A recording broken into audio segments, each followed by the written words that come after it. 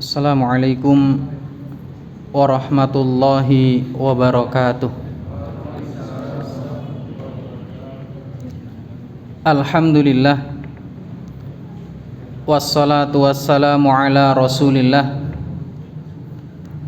wa ala alihi wa ashabihi wa man tabi'ahum bi ihsanin ila yaumil qiyamah. Ya ayyuhalladzina amanu taqullaha haqqa tuqatih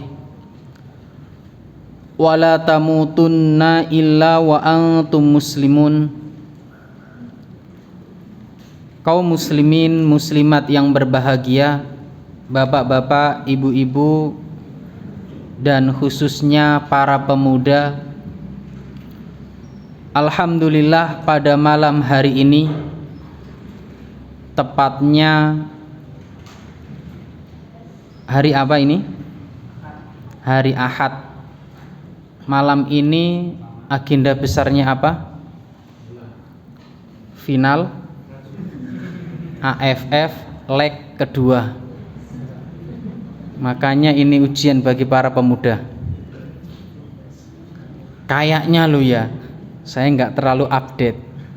Kalau benar, ya ujian lagi bagi para pemuda. Alhamdulillah, kami yakin karena para pemuda mengawali hari-harinya khususnya di tahun 2022 ini dengan membekali dirinya dengan ilmu agama. Dan kami wasiatkan kepada diri kami pribadi dan antum semuanya, ya ayyuhalladzina amanu qu anfusakum wa ahlikum nara. Jaga diri kita baik-baik, jaga keluarga kita dari siksa api neraka. Di antara tafsir dalam ayat ini adalah allimuhum wa yu'addibuhum. Bekali keluarga kita dengan ilmu, bekali keluarga kita dengan adab. Terlebih tambah tahun bukan berarti pergaulan semakin baik. Tambah tahun bukan berarti lingkungan kita semakin baik. Mungkin bapak-bapak yang sudah makan asam garam kehidupan, zaman nom-nomane mbiyen karo saiki perbedaannya sangat luar biasa. Hal yang dulunya mungkin tidak sampai terfikirkan saat ini terjadi. Ya, hal yang dulunya mungkin tidak terbesit dalam benak bapak ibu tatkala masih muda, saat ini mungkin telah terjadi. Dan kita tidak tahu 5 tahun ke depan, 10 tahun ke depan bagaimana dengan pergaulan para pemuda di zaman tersebut. Makanya mari benar-benar kita bekali keluarga kita, anak-anak kita dengan ilmu dan adab yang luar biasa, yang baik ini. Kenapa demikian? Fa insyaallah dengan ilmu agama yang baik, dengan adab yang baik, anak ini akan tahu bagaimana hak, bagaimana kewajiban seorang muslim kepada Robnya, bagaimana dia beradab dimanapun sejatinya dia berada. Maka mari kita lebih getol lagi, lebih semangat lagi dalam mendidik keluarga kita, dalam membina keluarga kita. Karena mungkin yang anak-anak kita saat ini masih 5 tahun, yang masih 3 tahun, 10 tahun ke depan seperti apa kita tidak tahu. Zaman ana dulu waktu masih SMP SMA, pergaulan gak se ekstrim ini. Los, ya, anak putri pulang jam 12 malam, jam 1 malam koyo enek wae. Karena kami biasa lintas Malang sampai selatan kan gitu. Ada saja. Ya. Bahkan tengah malam wanita laki-lakinya banyak ditinggal sama laki-lakinya, sepedanya dibawa. Tengah malam ada. Seperti apa 10 tahun ke depan, wallahu a'lam. Maka tugas kita saat ini benar-benar membekali diri kita dengan ilmu, bekali keluarga kita dengan ilmu. Maka jangan bosan-bosan untuk mempelajari agama Allah Subhanahu wa taala, dan senantiasa bekali keluarga kita, ya, ajak keluarga kita untuk bersama-sama mempelajari agama Allah Subhanahu wa taala.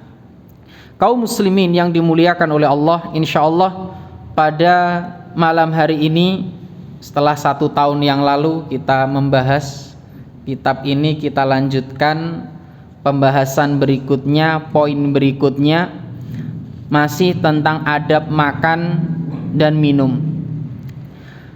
Di antara poin yang berikutnya, di antara adab dan makan ditulis oleh muallif, yaitu terlebih dahulu mencicipi buah-buahan. Secara medis memang hal ini dianjurkan, ya, makan buah sebelum makan besar, ya, secara medis demikian, dengan berbagai alasan ini dan itu, lebih mudah dicerna dan lain sebagainya. Setidaknya ini adalah makanan pembuka. Dan sebagian ulama menyebutkan dan berdalil diantaranya firman Allah Subhanahu wa taala dalam surat Al-Waqiah ayat 20 sampai 21. A'udzu billahi minasyaitonir rajim. Wa fakihatim mimma yatakhayyarun wa lahmi thairim mimma yashtahun. Dan buah-buahan dari apa yang mereka pilih, dan daging burung dari apa yang mereka inginkan. Dibuka dengan ayat ini dengan apa tadi? Buah, kemudian daging, ya, ini yang disebutkan dalam ayat tersebut. Dan dalam kitab Mau'izatul Mu'min min Ihya Ulumuddin, ya, disebutkan di sana tartibul at'imati bitaqdimil fakihati awalan. Ya, di antara hal yang harus didahulukan dalam makan adalah buah terlebih dahulu. In kanat fadzalika awfaqu fi tibbi fa innaha asra'u istihalatan fayanbaghi an taqa'a fi asfalil maidah. Wa fil Qur'ani tanbihun ala taqdimil fakiha fi qaulihi ta'ala. Dan hal ini kenapa didahulukan? Karena lebih cepat dicerna oleh lambung atau perut, ya, daripada daging dan lain sebagainya. Dan Imam Al-Ghazali membawakan dalil sebagaimana yang tadi kita sebutkan, yaitu apa? Mengawali dengan buah berdasarkan surat Al-Waqiah ayat 20 sampai 21. Ini yang dibawakan oleh beliau. Dan secara medis memang, ya, ini bermanfaat untuk kesehatan badan dan lebih mudah proses pencernaannya.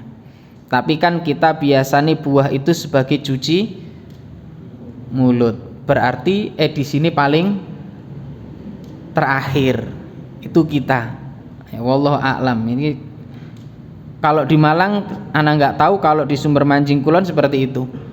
Ya, jadi yang dikeluarkan pertama itu makanan inti, makanan besar, lah baru nih wis entek baru buah. Kalau di Malang wallahu a'lam. Yang di Malang bagaimana? Sama. Ya mungkin Sabtu depan bisa coba bareng-bareng buah dulu di sini terus. Perlu dipraktekkan ini biar nggak lupa gitu loh. Di rumah juga demikian, kita upayakan demikian. Yang mudah dicerna dulu, ya, yang mudah dicerna oleh lambung. Tapi ya kadang-kadang itu lah enek gur kitok, ya fadhol, nggak masalah. Tapi jika memang ada buah, ada daging dan lain sebagainya, maka yang dimakan dulu, yang didahulukan adalah buah. Tapi kalau di rumah ya ono gur sego, ya wis iku dimakan.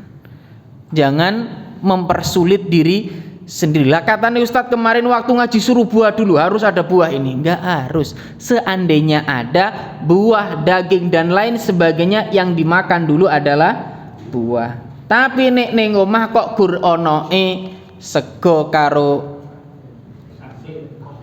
kopi sing didhisik nanti. Ya sego lah Pak, ojo kopine sik. Perut itu kalau belum ada isine dikopeni iku ya katanya gitu loh katanya. Jadi kita harus tahu, sejatinya kita harus tahu kebutuhan tubuh kita terhadap makanan. Ya, sejatinya kita harus paham. Memang ya itu kan halal Ustadz, iya, tapi kita harus tahu baik tidak untuk fisik dan tubuh kita. Buah juga demikian. Buah itu secara umum untuk tubuh yang fit nggak ada masalah. Tapi bagi tubuh yang mungkin ada penyakit, beberapa saudara-saudara kita mungkin ada penyakit dan lain sebagainya sehingga nggak boleh makan buah ini harus dimengerti tersendiri. Diri sendiri harus paham agar tidak mendolimi dirinya sendiri. Ya, kita harus paham masalah ini. Karena sekali lagi tujuannya adalah agar fisik kita kuat beribadah. Jika kita asal memasukkan sesuatu ke dalam tubuh kita, maka efeknya kita nanti juga lemah dalam beribadah. Maka sering kita sampaikan di awal-awal dulu adab sebelum makan, niat makan adalah untuk memperkuat tubuh agar bisa beribadah kepada Allah Subhanahu wa taala. Maka sekali lagi ketika kita memasukkan entah buah-buahan atau apapun ke dalam perut kita, kita harus memastikan itu baik untuk diri kita. Halal iya, sebagaimana yang kita pernah sebutkan bagi pengidap darah tinggi, mungkin nggak semua daging bisa dikonsumsi. Bagi pengidap asam aurat ya, mungkin nggak semua makanan bisa dicerna. Ya. Seperti kacang-kacangan itu yang tidak diperbolehkan makan siapa? Asam aurat. Loh kan halal, iya halal, tapi kita harus tahu ya ini kira-kira baik gak untuk tubuh yang kurang fit. Adapun tubuh yang sehat fadhol. Ya, mau apapun silahkan, yang penting jangan berlebihan. Kita pernah sebutkan itu. Dan standar berlebihan itu masing-masing orang berbeda karena takaran ukuran lambungnya ya beda. Ono sing sak piring wareg, ono sing telung piring ya durung wareg. Maka ini nggak bisa dijadikan patokan, wah iku kok rong piring berlebih-lebihan, nggak bisa. Ya, karena setiap orang memiliki takaran perut sendiri. Ya, ini kami memang pernah dapati ya, teman kami dulu ya memang tubuhnya fisiknya besar, dhuwur. Ya, mungkin ya sekitar 2 meteran kalau nggak salah ya, awake kok wedhe memang. Ya iku mie telu iku ya gak kroso gitu loh. Kalau makan biasanya kalau ya ada teman-teman bawa nasi satu apa? Nah, itu dia sendiri plus mie dhuwure ya entek tetepan. Karena memang fisiknya besar untuk menopang tubuhnya biar bisa aktivitas ya itu. Tapi bagi kita yang tubuh atau fisiknya nggak terlalu besar, nggak terlalu gede, satu piring kayak cukup gitu loh, kayaknya. Wallahu alam. Tapi ya, ma'asyiral muslimin yang dimuliakan oleh Allah Subhanahu wa taala. Jadi kita dahulukan buah-buahan. Imam An-Nawawi rahimahullah juga pernah menyebutkan perkara ini. Ya, bahwasanya beliau menjelaskan ketika menjelaskan sebuah hadis bahwasanya baginda Rasulullah ketika dihidangkan kurma ya, kemudian beberapa hidangan yang lain, maka baginda Rasulullah mengambil kurma terlebih dahulu. Ya, mendahulukan kurma, kemudian roti, daging, baru yang lainnya. Ini baginda Rasulullah ketika dihidangkan berbagai macam makanan. Ada kurma, ada roti, ada daging. Yang diambil terlebih dahulu oleh baginda Rasulullah adalah kurma. Ini disampaikan oleh Imam An-Nawawi. Jadi ma'asyiral muslimin yang dimuliakan oleh Allah Subhanahu wa taala, ini yang pertama yang harus kita pahami dan mari kita amalkan dalam kehidupan sehari-hari. Ya, jika memang dihidangkan banyak makanan, ada buah, ada roti dan lain sebagainya, kita dahulukan buah terlebih dahulu. Tapi jika memang enggak ada ya seadanya. Kemudian yang berikutnya, makan dengan tangan kanan. Di antara adab yang diajarkan Islam kepada kita ketika makan dan minum adalah makan menggunakan tangan kanan. Sebagaimana hadis Rasulullah sallallahu alaihi wasallam, anna Nabiyya sallallahu alaihi wasallam kana yu'jibu tayammun fi tana'ulihi wa tarajjulihi wa dhuhuri wa fi sya'ni kulli. Rasul itu membiasakan dirinya mendahulukan yang kanan dalam memakai sandal, menyisir, bersuci dan setiap urusannya. Termasuk sebuah hadis yang disebutkan, kuntu ghulaman, sahabat Umar bin Abi Salamah, semoga Allah meridhoinya, beliau menyebutkan, kuntu ghulaman fi hijri Rasulillah sallallahu alaihi wasallam wa kanat yadi tatishu fi sahfati. Faqala li Rasulullah sallallahu alaihi wasallam, maka Rasul berkata kepadaku, ya ghulam samillah wa kul biyaminik, makanlah dengan tangan kananmu. Dan Rasul menegaskan lagi, idza akala ahadukum falyakul biyamini, falyakul biyamini, kalau kalian makan maka makanlah dengan tangan kanan. Berarti kan ini ada perintah, ya. Dan asal dari sebuah perintah hukumnya adalah wajib. Nabi perintahkan, idza akala ahadukum falyakul biyamini, apabila kalian makan maka makanlah dengan tangan kananmu. Wa idza syarifa fa idza syariba falyashrab biyamini, kalau minum, minumlah dengan tangan kanan. Fa innash syaitan, karena sesungguhnya syaitan, ya'kulu bishimalih wa yashrabu bishimalih, setan itu makan dan minum menggunakan tangan kiri. Mari kita bahas hadis ini. Ma'asyiral muslimin yang dimuliakan oleh Allah. Pertama, hukum makan menggunakan tangan kiri. Para ulama berselisih pendapat hukumnya antara dua, imam makruh atau haram, nggak ada hukum lain, ya, makruh atau haram, ya. Bahkan Syekh Muhammad bin Shalih Al-Utsaimin pernah menyebutkan, al-aklu bil yadil yusra, ya, makan dan minum dengan tangan kiri, ya, bi'udrin, jika memang ada uzur, la ba'sa bihi, maka tidak mengapa. Amma li ghairi udrin fahuwa haramun, jika tidak ada uzur maka hukumnya adalah haram. Ini Syekh Muhammad bin Shalih Al-Utsaimin, beliau menyebutkan demikian. Jika memang ada uzur maka boleh beliau menggunakan tangan kiri, contoh tangannya kanan yang sudah tidak bisa lagi digerakkan atau sakit dan lain sebagainya, maka ini uzur yang dia boleh menggunakan tangan kirinya. Adapun selain itu, amali ghairi udrin, bila tidak ada uzur baginya, fahuwa haramun, maka hukum makan menggunakan tangan kiri adalah haram. Ma'asyiral muslimin yang dimuliakan oleh Allah Subhanahu wa taala. Jadi ini pendapat beliau. Memang sebagian ada yang mengatakan hukumnya makruh, tapi kita semua paham apa makruh itu? Dibenci, sesuatu yang dibenci. Bahkan makan dengan tangan kiri tadi yang disebutkan oleh Nabi, fa innash syaiton, sesungguhnya syaitan itu ya'kulu bishimalih wa yashrabu bishimalih.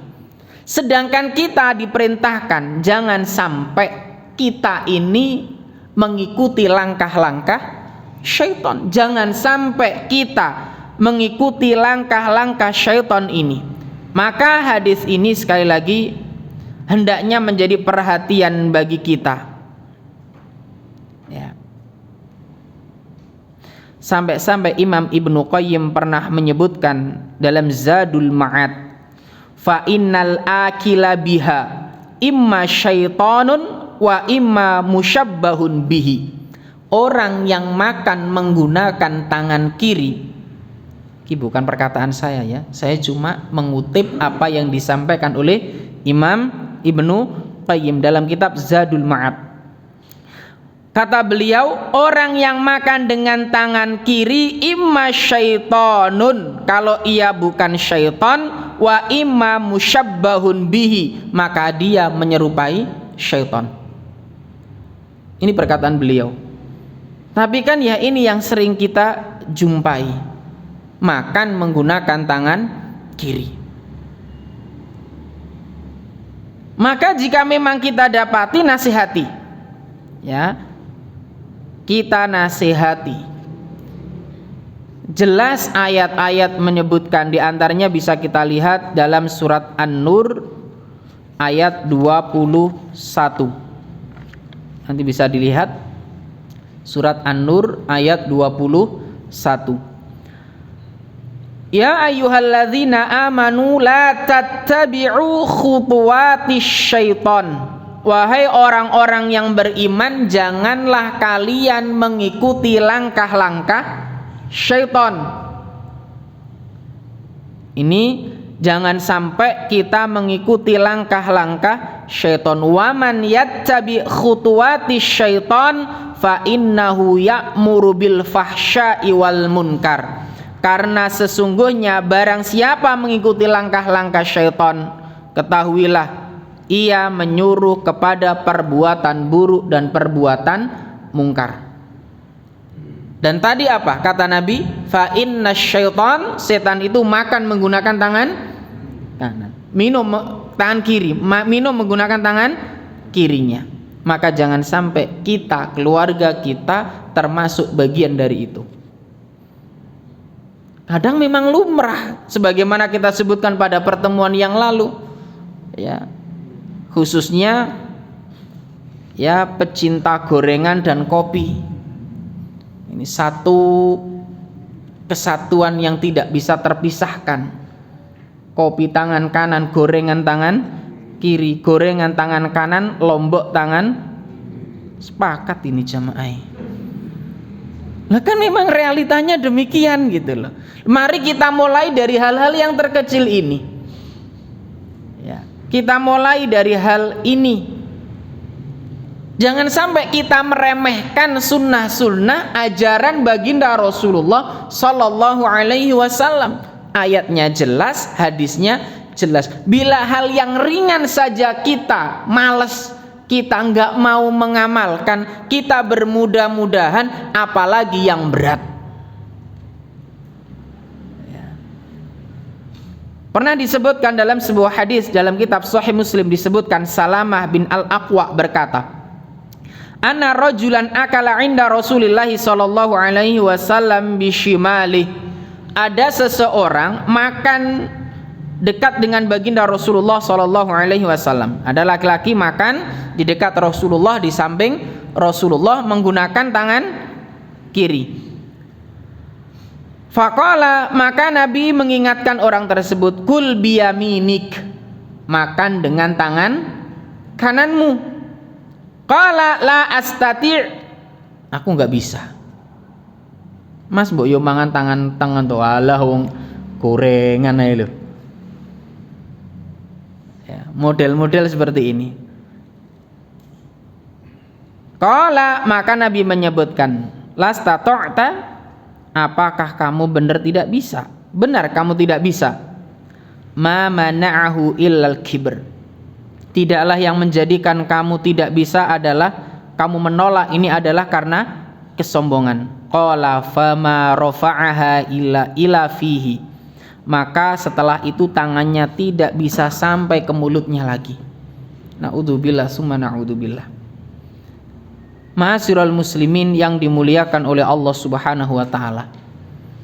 Imam An-Nawawi mengomentari hadis ini yang menjadi pelajaran bagi kita semua, bahwasannya ma'asyiral muslimin yang dimuliakan oleh Allah Subhanahu wa taala, orang ini menolak perintah Nabi. Ya, dalam hadis disebutkan orang ini menolak perintah Nabi. Hal ini menunjukkan bahwa dia adalah termasuk orang-orang yang, ini juga perhatian bagi kita semuanya, saudara-saudara kita, betapa banyak orang yang memakai candaan sebuah syariat, tiki guyonan, tiki plesetan, ya, terlebih lagi ya dibuat bahan ejekan dan lain sebagainya. Naudzubillah summa naudzubillah. Dan perkara tak di atas, lihat, bila Nabi saja mengingatkan, sampai-sampai Nabi mengatakan tidaklah yang menghalangimu makan dengan tangan kanan tadi adalah apa? Kesombongan. Makanya para ulama berargumen makan dengan tangan kiri itu hukumnya haram. Para ulama menyebutkan demikian, makan dengan tangan kiri hukumnya adalah haram. Karena banyak hadis-hadis yang menyebutkan tentang nasihat, tentang perintah makan dengan tangan kanan. Sampai anak kecil yang makan Nabi pun ingatkan, kul biyaminik, makanlah dengan tangan kananmu. Ini yang diwasiatkan Nabi. Dan ini juga pelajaran untuk kita, anak kita yang masih kecil. Kalau enggak kita biasakan, ya wis terusnya biasa, dianggap sebuah kebiasaan, wis lumrah makan dengan tangan kiri, ya, minum dengan tangan kiri. Maka ini harus kita sampaikan pada keluarga kita, ajari anak kita sejak kecil sedini mungkin tentang adab-adab ini. Makan dengan tangan kanannya, minum dengan tangan kanan. Jika memang ada keluarga kita makan dengan tangan kiri, nasihati, wasiatkan kepadanya. Karena hukumnya ya di antara dua tadi, dan para ulama lebih condong ke hukum bahwasanya makan dengan tangan kiri adalah sesuatu yang haram. Karena Nabi menyebutkan tadi, tidak ada yang menghalangi orang makan dengan tangan kanan kecuali sebuah kesombongan. Dan makan tangan kiri adalah perbuatan syaitan. Jangan sampai kita mengikuti langkah-langkah syaitan. Innahu lakum aduwwum mubin. Ya, ma'asyiral muslimin yang dimuliakan oleh Allah Subhanahu wa taala. Jadi di antara adab yang kedua pada malam hari ini adalah hendaknya makan menggunakan tangan kanan, jangan sampai menggunakan tangan kiri. Ya. Dan ini masih sering kami dapati, bahkan saudara-saudara kita yang mungkin ya di acara-acara besar, walimahan, resepsi atau acara apapun lah itu, bila sudah terkumpul antara sendok dan garpu, sudah ya, sendok makan, garpu daging. Bener nggak biasa nih? Sendok itu kan biasanya untuk nasi dan semisalnya, garpu untuk potongan-potongan lauknya. Dan itu kayak nikmat ngono, kayak biasa gitu. Padahal ini dalam agama kita sesuatu ya hukumnya cuma dua tadi.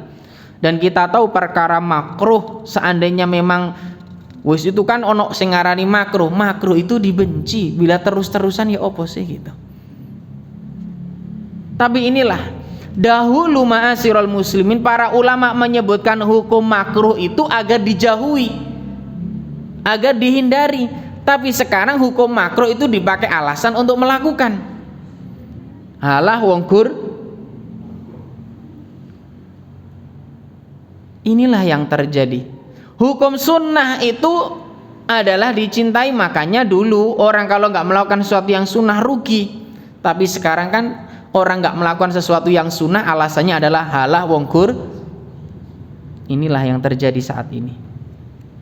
Ya, ben suwi-suwi wajib ala gur wajib ae kok. Lak dosa to iso tobat.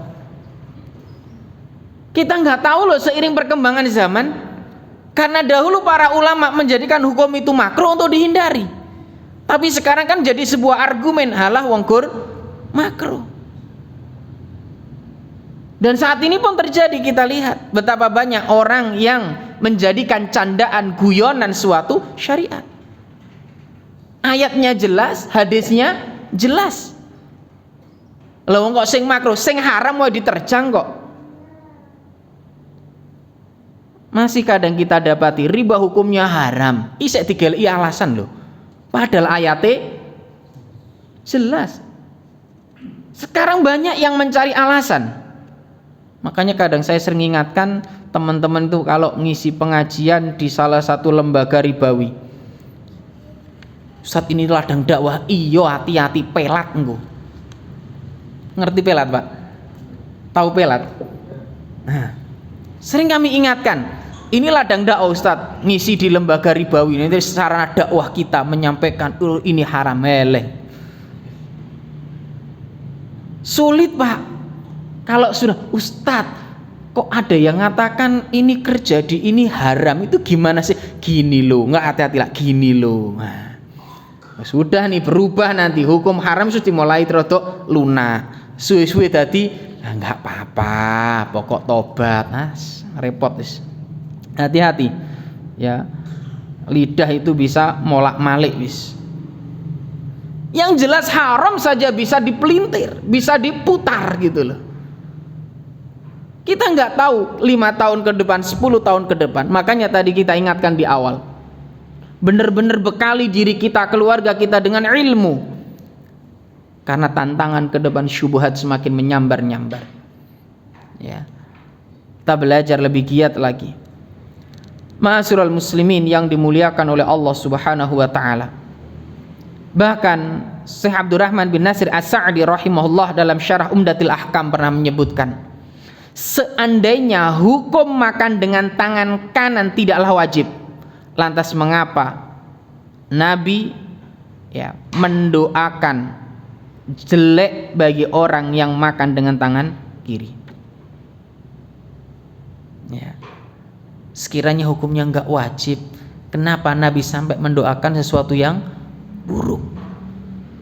Maka sekali lagi ini menjadi perhatian untuk kita semuanya, keluarga kita, anak-anak kita. Mari biasakan makan dengan tangan kanan. Sekecil apapun makanan itu, meskipun cemilan ya, meskipun camilan. Fa insyaallah kalau sejak kecil anak kita didik dengan adab-adab yang diajarkan oleh baginda Rasulullah, ketika besar fa insyaallah mereka akan menjadi orang-orang yang bertakwa dimanapun mereka berada, baik dalam keramaian atau dalam kesendirian. Fa insyaallah, karena dibiasakan ya. Nek wis gede repot. Kebiasaan sebagian orang di zaman ini, terlebih di zaman milenial ini, alatat isek cilik mben nek wis gede. Nek wis gede Ustaz kok uangnya lho anakku kandhanane. Ini terjadi. Ketika kecil nggak diajari, ketika kecil nggak diajari, alasannya ala Ustaz isek cilik emben nek wis rodok gede. Nek wis rodok gede bubar. Angel Ustaz andanane, angel tuturane. Maka sejak kecil inilah harus dinasihati, harus diingatkan, lebih getol lagi menyampaikan. Jangan sampai kalah dengan anak. Ya, jangan sampai kalah dengan anak. Sayang kepada anak itu bukan membiarkan, tapi mengingatkan kepada perkara-perkara yang diperintahkan. Yang benar dan yang salah harus diingatkan. Orang tua harus tegas. Karena kalau jenengan nggak tegas, 10 tahun ke depan, 15 tahun ke depan, kita nggak tahu kondisinya seperti apa. Betapa banyak anak-anak zaman sekarang sholat lu wajib, usia SMA nggak sholat. Sekian banyak anak udah sholat belum. Na'udzubillah summa na'udzubillah. Yang sholat, yang 5 waktu, yang wajib aja disepelekan, apalagi hal-hal yang lain. Maka orang tua harus ekstra sekarang. Kaum muslimin yang dimuliakan oleh Allah Subhanahu wa taala. Kemudian poin berikutnya, di antara adab makan adalah makan dengan 3 jari. Mari kita jelaskan maksud dari hal ini. Sahabat yang mulia Ka'ab bin Malik radhiyallahu an pernah berkata, kana Rasulullah sallallahu alaihi wasallam ya'kulu bi thalathi asabi' wa yal'aku yadahu qabla an yamsahaha Dahulu Rasulullah sallallahu alaihi wasallam makan dengan 3 jari dan menjilati tangannya setelah makan sebelum beliau membersihkan.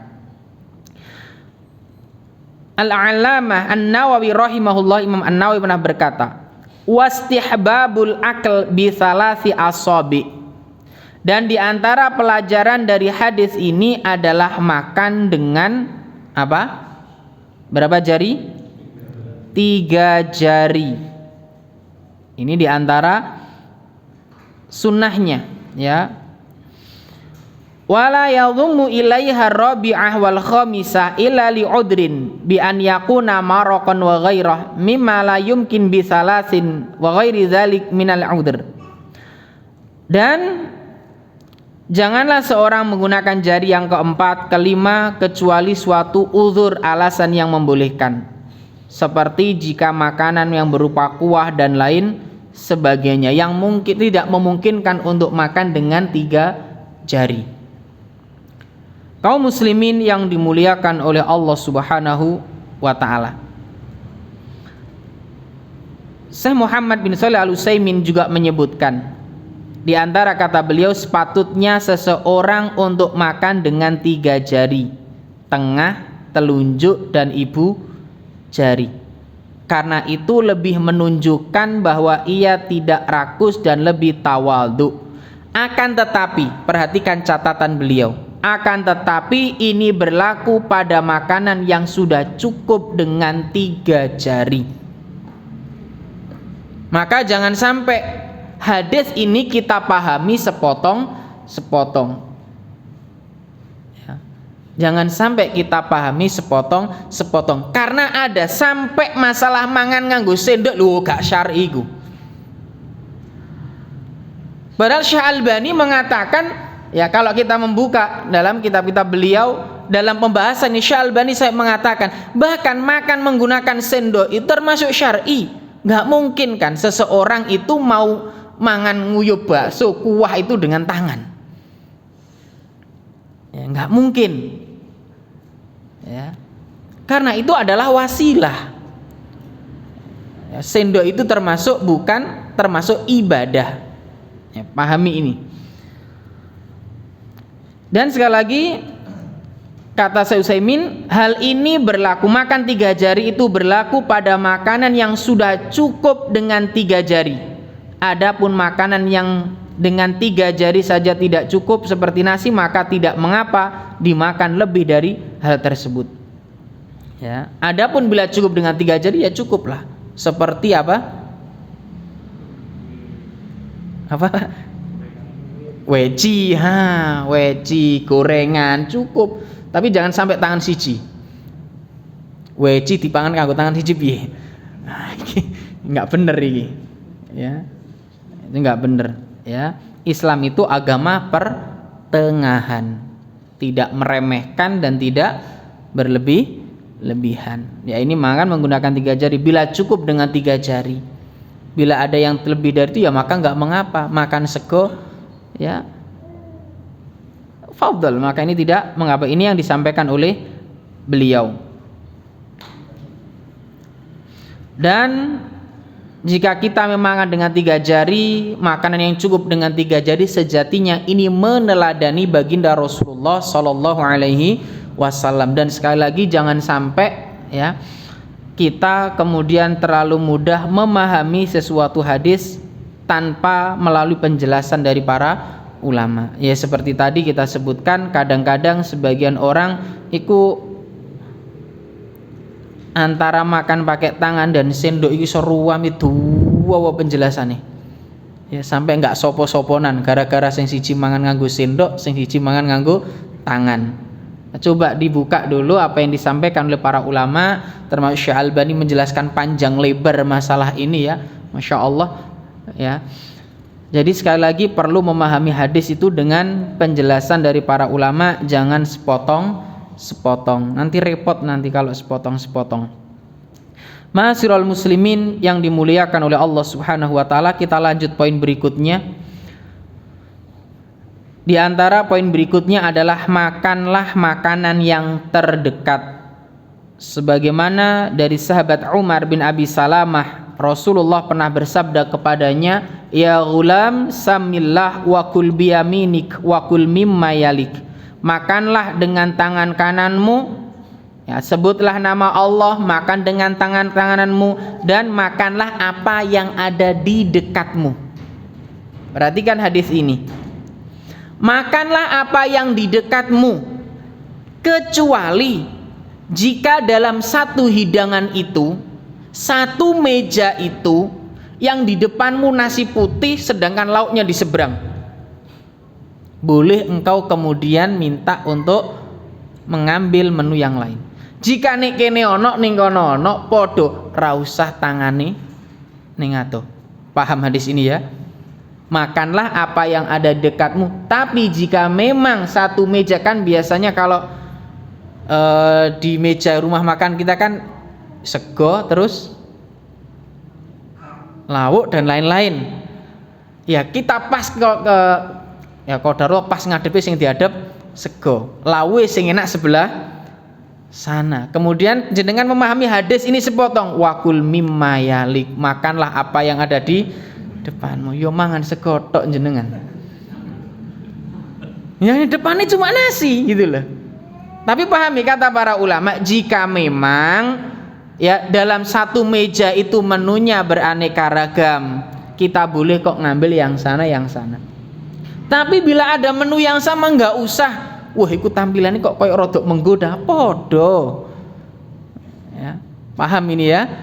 Ya, jadi ini yang dimaksud. Jadi jangan sampai salah dalam memahami hadis ini. Makanlah apa yang ada di dekat kita. Ambil ya. Dan sering kami ingatkan ketika ngambil diukur.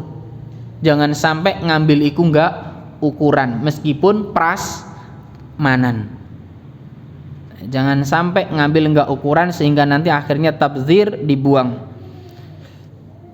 Ma'asyiral muslimin yang dimuliakan oleh Allah Subhanahu wa taala. Sekali lagi, makanlah apa yang ada di hadapanmu, di dekatmu ini. Hendaknya kita praktekkan, dan jika memang yang di dekat kita ini kok cuma itu tok dan yang lain ada di tempat lain, fadhol, boleh untuk diambil. Ini penjelasan para ulama. Kaum muslimin yang dimuliakan oleh Allah Subhanahu wa taala. Kemudian makan dari sisi luar pinggir, tidak dari tengah. Ibnu Abbas, ya dari sahabat Ibnu Abbas, bahwasanya Rasulullah bersabda, innal barakah tanzilu wasatot ta'am fakulu min hafataihi wala ta'kulu min wasatihi. Makanlah, ya mulailah makan dari pinggir, jangan memulai dari tengah. Dalam hadis lain disebutkan, qulu fil qas'ati min jawanibiha, makanlah dari bagian pinggir nampan, wala ta'kulu min wasatiha. Kita diperintahkan makan dari pinggir nampan dan dilarang makan langsung dari tengah-tengah nampan. Fa innal barakah tanzilu fi wasatiha. Ini yang disebutkan. Mari coba kita praktekkan adab ini. Nampan itu dipangan soko pinggir, ya dari pinggir dulu, jangan dari tengah. Wallahu taala alam. Insyaallah kita lanjutkan pada pertemuan yang akan datang. Masih ada beberapa poin, bukan beberapa, masih banyak poin yang akan kita bahas pada pertemuan-pertemuan berikutnya. Mari yang sudah kita pelajari kita praktekkan, kita ajarkan kepada keluarga kita, kita tanamkan pada anak-anak kita, ben gak lali, dan agar kita meneladani baginda Rasulullah sallallahu alaihi wasallam. Fa insyaallah kalau ini kita praktekkan, makan kita ini penuh berkah, makan kita berpahala. Ya, makan kita mendapatkan pahala insyaallah. Wallahu taala a'lam bishawab. Kita lanjutkan pada pertemuan yang akan datang. Kita akhiri dengan doa kafaratul majlis. Subhanakallahumma wa bihamdika asyhadu an la ilaha illa anta astaghfiruka wa atubu ilaik. Walhamdulillahirabbil alamin. Assalamualaikum warahmatullahi wabarakatuh.